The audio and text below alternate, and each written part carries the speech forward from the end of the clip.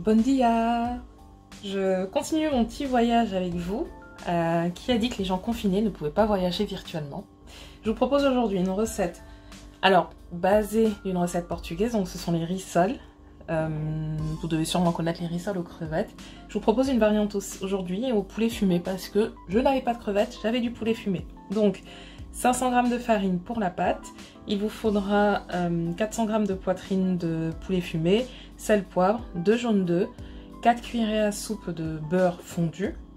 Ici j'ai 200 ml d'eau tiède, 100 ml de bouillon de volaille, 2 cuillerées à soupe d'huile d'olive, de la chapelure, à peu près 100 g, 2 cuillerées à soupe de maïzena, 3 gousses d'ail, 2 brins de laurier, un oignon, une tomate. J'arrive au bout, je suis fatiguée. Comme d'habitude, je débarrasse et on commence. Me revoilà. Pour la pâte, donc on va juste avoir besoin forcément de la farine qu'on va mettre dans un grand saladier. Alors traditionnellement, c'est étaler, la farine est étalée directement sur le plan de travail pour mieux la travailler. Moi j'aime bien faire dans le saladier. On fait un puits. À l'intérieur de ce puits, vous allez venir mettre le beurre. Hop, qui refuse de sortir. Donc dans les ingrédients, bien sûr, j'ai oublié de vous dire qu'il faudra de l'huile de friture, mais forcément pour frire les rissoles, cela va de soi. On va venir saler un petit peu. Voilà. Mettre 2 cuillerées à soupe donc de l'huile d'olive. Et ensuite, je commence à mélanger. Je complète avec l'eau tiède jusqu'à former une boule.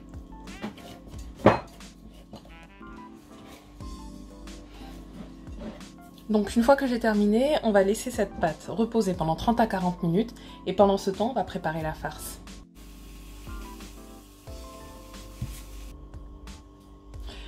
Donc je vais commencer par couper finement mon oignon, couper finement ma tomate. Pendant ce temps, j'ai fait chauffer ma casserole. Pendant qu'elle chauffe, on coupe tout ça et je reviens juste après pour la suite. Donc c'est bon. Je mets les 2 dernières cuillerées à soupe d'huile d'olive dans la marmite.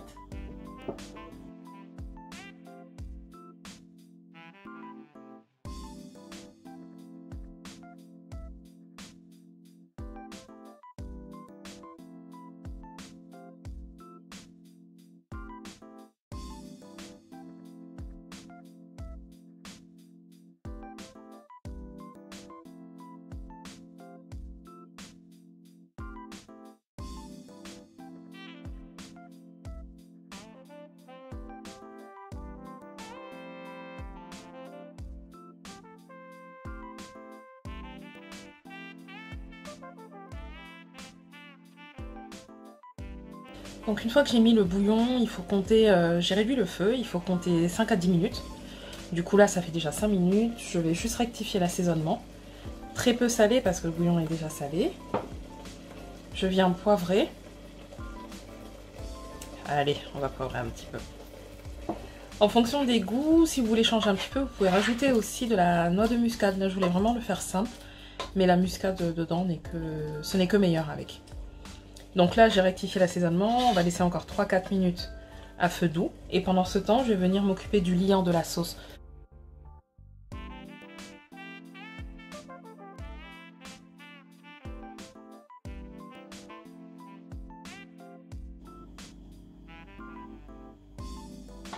Donc, hors du feu, je viens rajouter mon mélange maïzena œuf.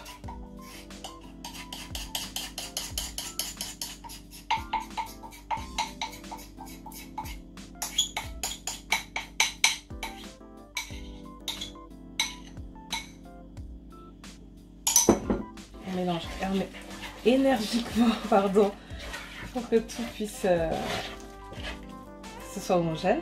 Et maintenant, je remets sur le feu jusqu'à ce que l'eau réduise à peu près de moitié.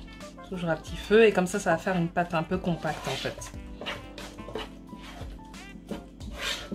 Au bout de 40 minutes, me revoilà avec la pâte. En vrai, il ne s'est écoulé que 20 minutes parce que le temps de préparer la farce, ça prend 15 à 20 minutes. Et du coup, 20 autres minutes pour que la pâte continue de se reposer.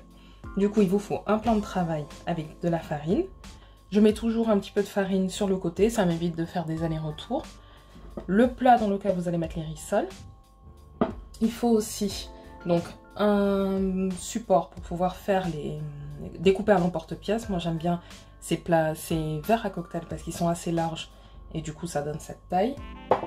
On met la chapelure à côté, bien sûr la farce, et un petit bol ici avec de l'eau pour pouvoir souder les bords de la rissole et aussi permettre à la chapelure d'adhérer plus facilement sur les rebords.